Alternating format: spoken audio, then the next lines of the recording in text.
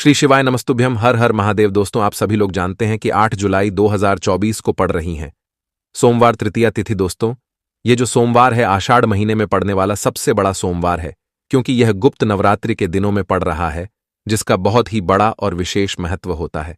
और ऐसा दिन पूरे साल में सिर्फ एक ही बार आता है। और दोस्तों, आप सभी लोग जानते हो कि सोमवार का अगर सबसे बड़ा कोई उपाय है तो वह 108 चावल के दाने वाला उपाय है। तो दोस्तों, इस सोमवार की तृतीया तिथि के दिन आप लोगों को इस 108 चावल के दाने वाले उपाय को जरूर करना है।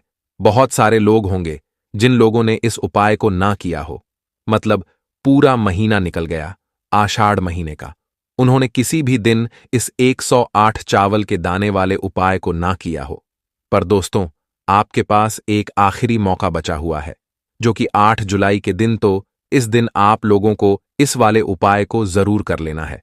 भले ही आपने पूरे महीने भर इस उपाय को ना किया हो, पर अगर आपने इस आषाढ़ महीने के सोमवार तृतीया तिथि के दिन अगर इस वाले उपाय को कर लिया, तो आपको इस उपाय को करने का वह फल मिलेगा जिसकी आपने कभी कल्पना भी नहीं करी होगी। इसीलिए आप लोग इस वाले उपाय को एक बार जरूर कर लेना, ताकि आप लोगों के हाथ से यह मौका ना जा सके और आपको इस उपाय को करने का फल मिल सके। दोस्तों, यह उपाय पंडित जी ने अपनी अभी की ही शिव महापुराण की कथा में बताया है, जिस उपाय को आज हम आपको बहुत अच्छे से समझाने वाले हैं।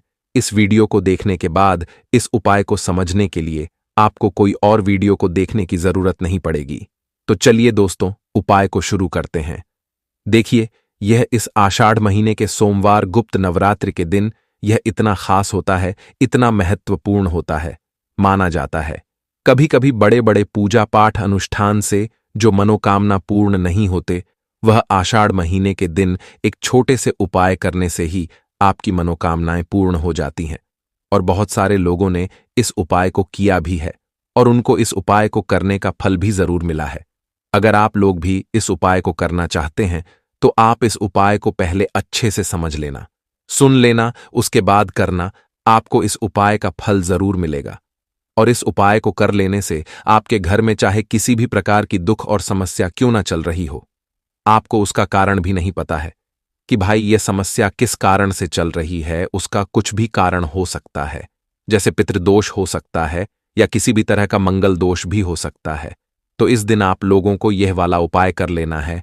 ये एक ऐसा उपाय है जिस उपाय को अगर किसी विशेष दिन पर किया जाए तो भाई उस विशेष दिन का जो है वह तो हमें मिलता ही मिलता है, पर हमने उस दिन पर इस उपाय को किया है तो हमें उससे भी बड़ा फल मिलता है, और फल बहुत जल्दी मिलता है, क्योंकि आप इस उपाय को बहुत ही बड़े और विशेष दिन पर कर रहे हो। तो चलिए अब उपाय के बारे में बात करते हैं, लेकिन उससे पहले आप लोगों को यह जानना आवश्यक है कि आखिर यह उपाय किस समय करना है, किसको करना है और कैसे करना है। तो चलिए हम आगे आपको वीडियो में एक एक करके बता देते हैं।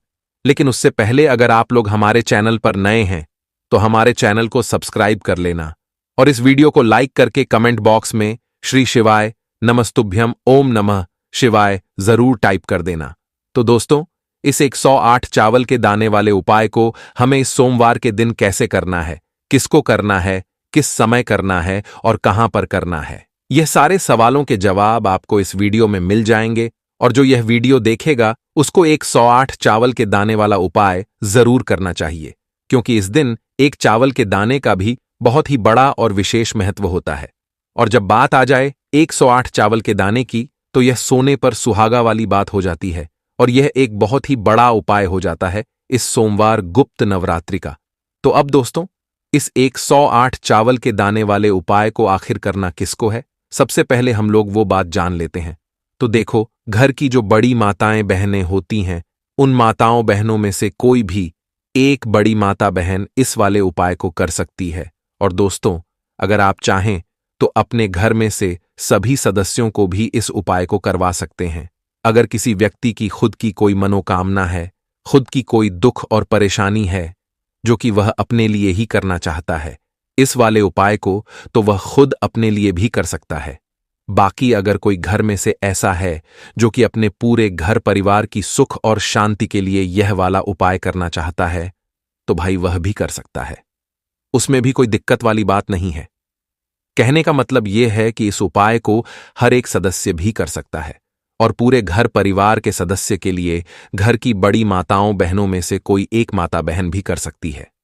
माताएं बहनें अगर घर में उपस्थित ना हो या वह यह वाला उपाय ना कर पा रही हो तो फिर घर का कोई बड़ा सदस्य भी इस 108 चावल के दाने वाले उपाय को कर सकता है, चाहे फिर वह पुरुष ही क्यों ना हो, उसमें कोई भी दिक्कत वाली बात नहीं है। अब दोस्तों, इस 108 चावल के दाने वाले उपाय को हमें करना कहां पर है? हमें इसे शिवजी के मंदिर में जाकर करना है। बहुत सारे लोग प्रश्न करते हैं, हर एक उपाय को करते समय क्या हम इस उपाय को घर पर कर सकते हैं? तो इस वाले उपाय को आप घर पर नहीं कर सकते हो। इस वाले उपाय को करने के लिए आपको शिवजी के मंदिर ही जाना पड़ेगा। उसके बाद में दोस्तों, जो अगला प्रश्न निकल कर आता है वह यह आता है इस उपाय को लेकर कि आखिर इस उपाय को हमें किस समय करना है, सुबह के समय करना है कि शाम के समय करना है? तो देखो, इस वाले उपाय को आप लोग सुबह के समय में भी कर सकते हो और शाम के समय प्रदोष काल में भी कर सकते हो। अब अगर आप पूछो कि भाई सबसे उत्तम समय कौन सा रहेगा इस 108 चावल के दाने वाले उपाय को करने का, तो हम आपसे बस यही कहेंगे कि इस उपाय को आप सुबह के समय करेंगे तो ज्यादा बेहतर होगा। बाकी अगर प्रदोष काल शाम के समय भी करेंगे तो भी अच्छा होगा, उसमें कोई भी दिक्कत वाली बात नहीं है।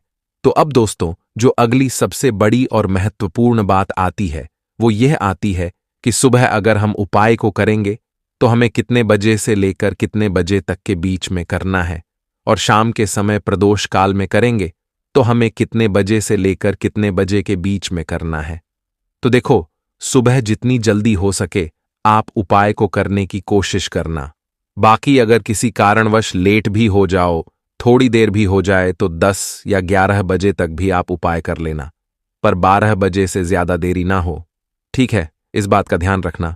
उसके बाद में दोस्तों, अगर शाम के समय प्रदोष काल की बात करें, प्रदोष काल का जो समय होता है वह शाम के 6 बजे से शुरू हो जाता है। मतलब शाम के 6 बजे से लेकर 7 बजे के बीच का जो समय होता है यह समय प्रदोष काल का समय होता है।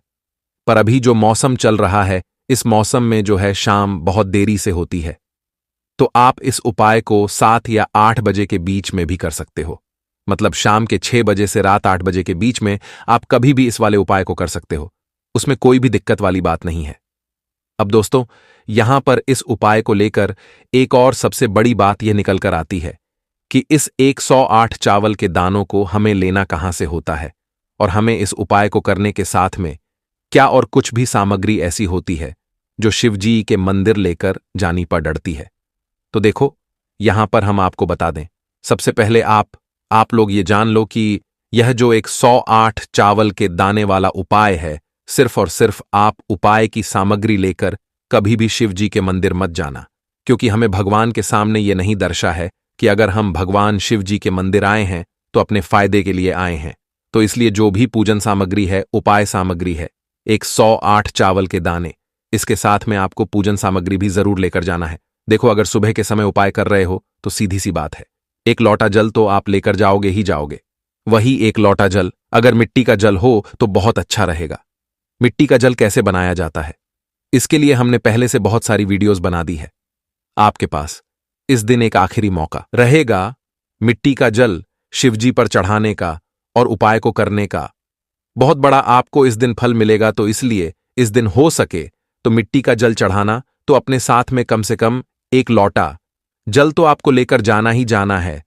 अगर मिट्टी का जल नहीं है तो घर का जल भी आप इस्तेमाल कर सकते हो। इसके अलावा जो भी पूजन सामग्री है देखो, 108 चावल के दाने यह अलग आपके रहेंगे, और जो आपकी पूजन सामग्री रहेगी वह अलग रहेगी। पूजन सामग्री में आप जो भी चीज लेकर जाना चाहे वह लेकर जा सकते हैं, उसमें कोई भी दिक्कत वाली बात नहीं है। वहीं अगर हम बात करें शाम के समय की, तो शाम के समय शिवजी पर जल नहीं चढ़ता है, इसीलिए शाम के समय आप लोग एक दीपक तैयार कर लें, जो कि गोल बत्ती का आटे का शुद्ध देसी गाय का घी का होगा। इस बात का आप लोगों को ध्यान रखना है, और इस दीपक को आपको घर से जलाकर नहीं लेकर जाना है, भगवान शिवजी के मंदिर में जाकर ही जलाना है। इस बात का भी आप लोगों को ध्यान रखना है। अब दोस्तों, यहां पर हमें इस बात को समझना है कि यह 108 चावल के दाने हमें लेना कहां से है। क्या हमें दुकान से लेकर आना है या हमें अपने घर से लेना है, यह कहां से लेकर आना है और कौन से चावल लेना है, क्योंकि चावल भी बहुत प्रकार के होते हैं। तो देखो, इन सभी सवालों के जवाब आप लोग एक बात में सुन लो कि यह जो उपाय है, इस उपाय में आपको यह नहीं देखना है कि कौन से चावल है, कौन से चावल नहीं है।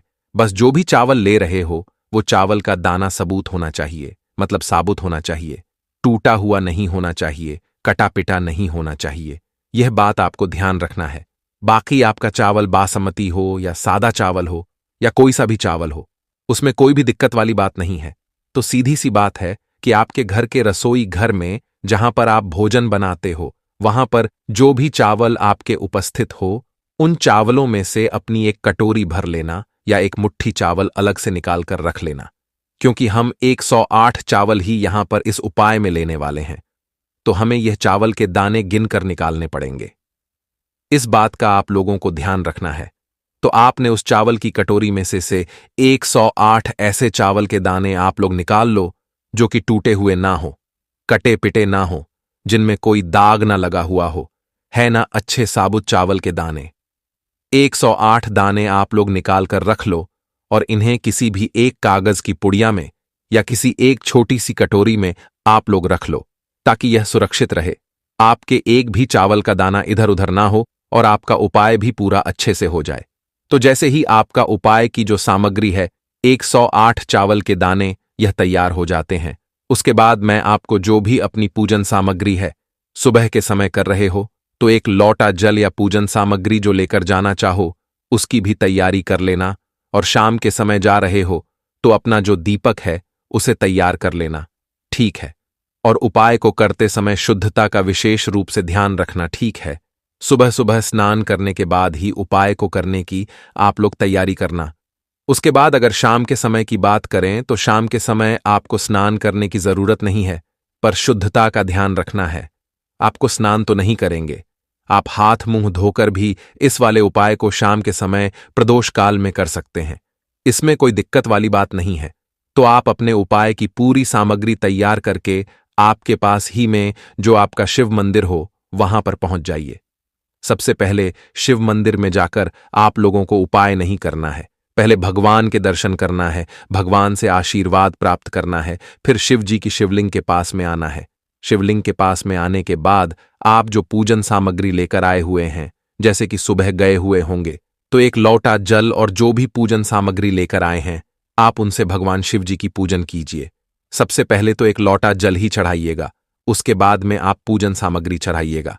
उसके बाद में अगर दोस्तों शाम के समय अगर आप इस उपाय को कर रहे हो तो अपने साथ में कम से कम एक जो दीपक है गोलबाती का, जो आप अपने साथ में लेकर गए हो, उस दीपक को मंदिर में जाकर अपनी माचिस से जलाना है और उस दीपक को शिवलिंग के पास में रखना है, ठीक है।